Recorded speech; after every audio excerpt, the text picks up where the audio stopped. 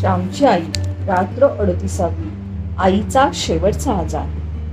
श्याम आजारी पडला. अंगात तापही होता. डोळे मिटून पडला होता. श्याम, पाय चेपू का? गोविंदाने विचारले. नको, माझे पाय चेपून काय होणार आहे? माझी सेवा नको करायला. तुम्ही आपापली कामे करा. त्या मोहन पाटलाचा दाका लवकर विणून द्या. जा. माझ्याजवळ बसून काय होणार? राम राम म्हणत मी शांत पडून राहील. श्याम म्हणाला. श्याम, कोणी आजारी पडले तर आपण जातो. आपल्या आश्रमातील कोणी आजारी पडला तर त्याच्याजवळ नको का बसायला? रामाने विचारले. अरे, इतका कमी आजारी आहे? तुमचे माझ्यावर प्रेम आहे. मी किती जेवलो तरी पोटभर जेवलो असे तुम्हाला वाटतच नाही. मी बरा असलो तरी बरा आहे असे वाटत नाही. मी आजारी नसलो तरी तुम्ही आजारी पाडाल. वेडे आहात. काही वादबीत झाला तर बसा जवळ.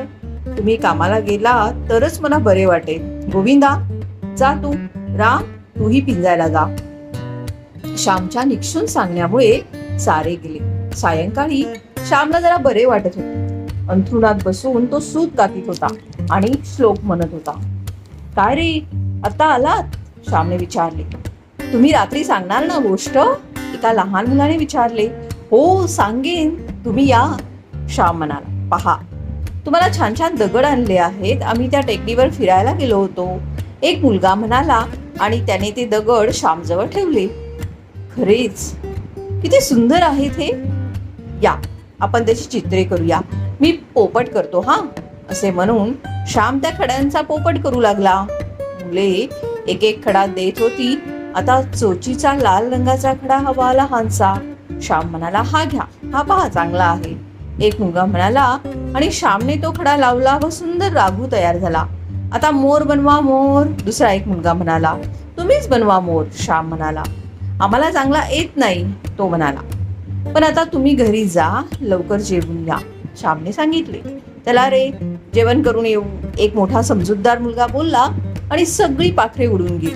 श्याम या नाना रंगाच्या खड्यांकडे पाहत बसला. या लहान खड्यांमध्ये किती सौंदर्य देवाने ओतले आहे असा विचार मनात येऊन तो त्या खड्यांना हृदयांशी धरीत होता. जणू सौंदर्य सागर परमात्म्याच्याच त्या मूर्ती. भक्ताला जिकडे तिकडे ईश्वराच्याच मूर्ती दिसतात याचा अल्प अनुभव त्याला येत होता. एक प्रकारची कोमलता त्याच्या मुखावर शोभत होती. गोविंदा, राम, नामदेव सारे त्याच्या जवळ आली. श्याम, काय आहे तुझ्या हातामध्ये? फूल का? रामने विचारले. अरे, फुलाला माझे मलिन व पापी हात मी कधी लावतो का? मी दुरूनच त्याला हात जोडीत असतो. श्याम म्हणाला. मग काय आहे तुझ्या हातामध्ये? नामदेवाने विचारले. देवाच्या मूर्ती. श्याम म्हणाला. तुमची गणपतीची मूर्ती तर तुम्ही देऊन टाकली ना बाबूला? भिकाने विचारले. हो, पण माझ्याजवळ कितीतरी मूर्ती आहेत. श्याम म्हणाला. पाहू दे कसली आहे. असे म्हणून गोविंदाने श्यामचे हात धरले व मूठ उघडली. त्या मुठीतून माणिक मोती बाहेर पडले. हे माझे हिरे, हे माझे देव. लोक म्हणतात समुद्राच्या तळाशी मोती असतात व पृथ्वीच्या पोटामध्ये हिरे असतात. मला तर प्रत्येक नदीच्या वाळूत व प्रत्येक टेकडीच्या माथ्यावर हिरे व मोती दिसतात. पहा, रंग कसे आहेत. असे म्हणून श्याम ते दाखवू लागला. श्याम, आज बोलणार ना तू? रामने विचारले. हो, त्या मुलांना मी सांगितले आहे जेवून या म्हणून. त्यांनीच हे सुंदर खडे आणून दिले आणि त्यांनीच हा आनंद दिला व उत्साह. मी आता 2 तास सुद्धा बोलेन. प्रार्थनेची वेळ झाली असेल ना? श्यामने विचारले. प्रार्थनेची वेळ झाली होती. श्याम अंगावर पांघरून घेऊन बसला होता. प्रार्थना झाल्यावर तो बोलू लागला. जप्तीच्या वेळी आमची दुर्वांची आजी घरी नव्हती. ती कुठे गावाला गेली होती आणि ती परत आली. आई त्या दिवसापासून अंथरुणाला खेळली. तिच्या अंगामध्ये ताप असे तो निघत नसे. शुश्रूषा कोण करणार? आजीला होईल तेवढे आजी करीत असे. राधाताई मधून येत व आईला कधी मुरावळा वगैरे आणून देत, कधी पित्ताच्या मात्रा आल्याचा रस देत. जानकी बहिणी आणि नमोमावशी वगैरे पण येत असत. परंतु घरामध्ये आता काम कोण करणार? शेजारच्या शारदाला नाऊ कोण घालणार? आई जे 2 रुपये मिळवीत होती ते सुद्धा आता बंद झाले होते. वडील आले म्हणजे दुर्वांची आजी रागाने चरफडे, बडबडे. मेला स्वयंपाक तरी कसा करायचा? चुलीत घालायला काडी नाही, गोवरीचे खांड नाही, भाजीला घालायला तेल नाही, मीठ नाही, का नुसता भाजीभात उकडून वाढू? दुर्वाची आजी बोलत होती. माझे वडील शांतपणे तिला म्हणाले, नुसते तांदूळ उकडून आम्हाला वाढ. द्वारका काकू, आमची अब्रू गेलीच आहे, ती आणखी तेवढू नका. त्या दिवशी आई पुरुषोत्तमला म्हणाली, पुरुषोत्तम, तुझ्या मावशीला पत्र लिही, आता अखेरच्या वेळी तीच उपयोगी पडेल. तिला लिही म्हणजे ती येईल. राधाताईंना एक कार्ड देण्यासाठी मी सांगितले आहे, जा घेऊन ये. नाही तर इंदूलाच मी बोलवते म्हणून सांग. तीच चांगले पत्र लिहित जा बाळ, बोलावून आण. पुरुषोत्तमने इंदूला सांगितले आणि इंदू कार्ड घेऊन आली. यशोदाबाई, जास्त का वाटते आहे? कपाळ चेपू का मी जरा? मी प्रेमळ मुलगी म्हणाली. नको इंदू, विचारलेस एवढेच पुष्कळ झाले. कपाळ चेपून अधिकच दुखते. तुला पत्र लिहिण्यासाठी मी बोलवले आहे. माझ्या बहिणीला पत्र लिहायचे आहे, सखूला. तिला माझी सारी हकीकत लिही व मी बोलवले आहे म्हणून लिही. कसे लिहावे ते तुला चांगले समजेल, आई म्हणाली. इंदूने पत्र लिहिले, वर पत्ता लिहिला. पुरुषोत्तम ते पत्र पेटीत टाकून आला. इंदूचा मुलगा घरी उठला होता म्हणून इंदू निघून गेली. बाळ, पाणी दे रे, आई माझ्या लहान भावाला म्हणाली. तो एकदम तोंडात ओतू लागला. चमच्याने घाल रे तोंडात, संधीच्या पळीने घाल. चमचा नसला कुठे तर, असे आईने सांगितले. तसे पुरुषोत्तमने पाणी पाजले. या जानकीबाई, या हो, बसा. जानकीबाई समाचाराला आल्या होत्या. पाय चेपू का जरा, त्यांनी विचारले. चेपू बिपू नका, ही हाडे जानकीबाई चेपल्याने खरंच जास्त दुखतात. जवळ बसा म्हणजे झालं, आई म्हणाली. आवळ्याची वडी देऊ का आणून? जिभेला थोडी चव येईल, जानकीबाईंनी विचारले. द्या तुकडा आणून, क्षीणस्वरामध्ये आई म्हणाली. चल पुरुषोत्तम, तुझ्याजवळ देते तुकडा, तो आईला आणून दे, असे म्हणून जानकीबाईंनी निघून गेल्या. पुरुषोत्तमही त्यांच्याबरोबर गेला व त्यांनी दिलेली आवळ्याची वडी घेऊन आला. आईने तोंडात लहानसा तुकडा धरून ठेवला. पुरुषोत्तम जवळ बसला होता. जा हा बाळ, जरा बाहेर खेळशील, शाळेत काही जाऊ नकोस, मला बरे वाटेल ना त्याच दिवशी तू शाळेत जा. इथे कोण आहे दुसरे मला बघायला, असे म्हणून त्याच्या पाठीवर हात फिरवीत आई म्हणाली. पुरुषोत्तम बाहेर खेळायला गेला. तिसऱ्या प्रहरी नमू मावशी आईकडे आली होती. आईची ती लहानपणीची मैत्रीण, ती गावामध्येच दिली होती. दोघी लहानपणी भातुकलीचे, हंडी बोरखड्याचे खेळल्या होत्या. दोघींनी झोपाळ्यावर ओव्याही म्हटल्या होत्या. दोघींनी एकत्र मंगळागौर सुद्धा पुजली होती. एकमेकींकडे वसोळ्या म्हणून गेल्या होत्या. नमू मावशीला आईकडे वरचेवर येता येत नसे. तिचे घर होते गावाच्या एका टोकाला. शिवाय तिला सुद्धा मधून मधून बरे नसे. ए नमू, कसं आहे तुझं? तुझ्या पायांना जरा सूज झाली होती, आता कशी आहे? आईने नमूला विचारले. बरे आहे, चाफ्याच्या पानांनी शेकवले, सूज ओसरली आहे, पण तुझं कसं आहे? अगदीच हडकलीस, ताप निघत नाही अंगातला? नमू मावशी आईच्या अंगाला हात लावून म्हणाली. नमू, तुझ्याबरोबर पुरुषोत्तम येईल, त्याच्याबरोबर तांबलीवर तेल दे पाठवून. तेलाचा टाक नाही घरात, द्वारका ओरडतीये.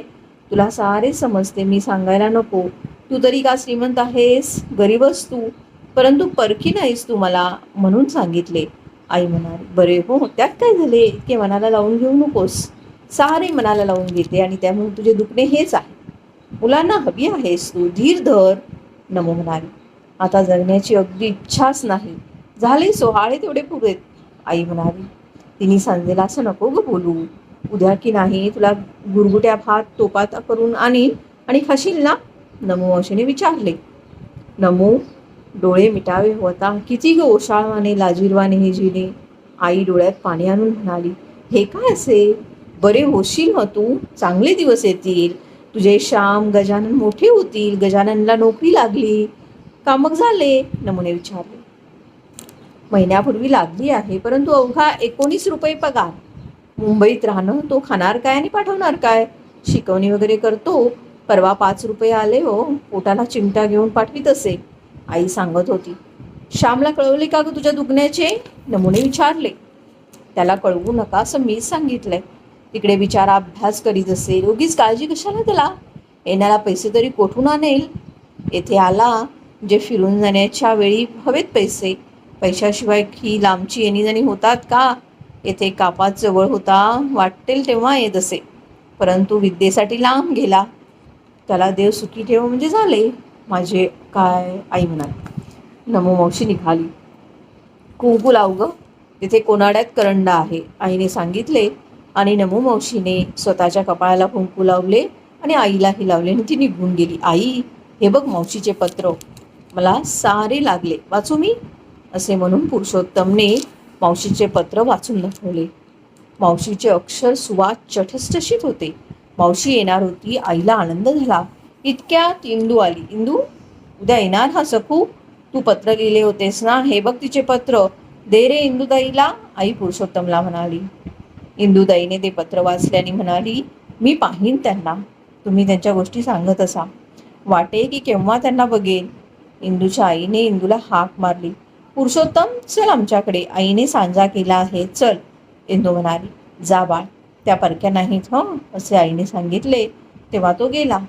माझ्यामुळे तुझे असे हे हाल, तुला नीट खायला प्यायला मला देता येत नाहीये, मी अभागी आहे, काय करू मी तरी? वडील आईजवळ बसून म्हणत होते. हे काय असे? तुम्ही जर हातपाय गळून रडायला लागला तर धाकट्या पुरुषोत्तमने काय करायचे? पुरुषांनी धीर सोडता कामा नये. तुम्ही काहीही मनाला लावून घेऊ नका. तुमच्या जीवावर मी पूर्वी उड्या मारल्या ना, सारी सुखे भोगली, वैभवामध्ये लोळले, मला काही कमी नव्हते हो. आले आहे 4 कठीण दिवस, जातील. मी पाहिले नाही तरी मुलांचे वैभव तुम्ही पहा. तुमच्या डोळ्यामध्ये मी येऊन बसेन हा, असं आई बोलत होती. तू सुद्धा बरी होशील. सखू येत आहे, ती तुला बरी करेल. वडील म्हणाले, कशाला आता खोटी आशा? आतून झाड पोखरले आहे सारे, ते पडणारच हो. माझे सोने होईल. भरल्या हाताने मी जाईन, सुवासिनी मी जाईन. तुम्हाला कोण म्हणून फक्त वाईट वाटते, नाहीतर काय कमी आहे तुमच्या मांडीवर?